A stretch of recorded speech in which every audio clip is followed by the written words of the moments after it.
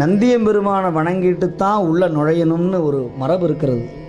சுவாமியை பார்க்கிற பொழுது முதல் குருநாதர் நந்தியம்பெருமான். நம்முடைய மரபு நந்தி மரபு. நந்தீச பெருமான் திருவடியை பிடிச்சிட்டா போதும், கவலையே வேண்டாம். அவர் தான் நம்ம கைலாயத்தில் உள்ள போகும்போது பாஸ் தர்றவர். அவர் அனுமதி இல்லாமல் ஒரு காத்து கூட உள்ள போக முடியாது. அவர் குருநாதர், முதல் குருநாதர். அந்த குருநாதரை பிடிச்சிட்டோம்னா போதும், நமக்கு ரொம்ப சிபாரிசு பண்ணுவார் நந்தியம்பெருமான்.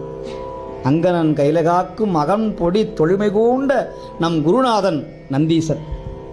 நந்தி அருளாலே மூலனை நாடினேன், நந்தி அருளாலே சதாசிவனாயினேன், நந்தி அருளாலே மெஞ்ஞானத்துள் நன்னினேன், நந்தி அருளாலே நான் இருந்தேனேன்னு சொல்லுவார் திருமூல தேவநாயனார். நான் நந்தி அருளால் இருந்தேன்னார். அதனால தான் நந்தியம்பெருமானுக்கு உகந்த தலமாகிய திருவாவடுதுறையில்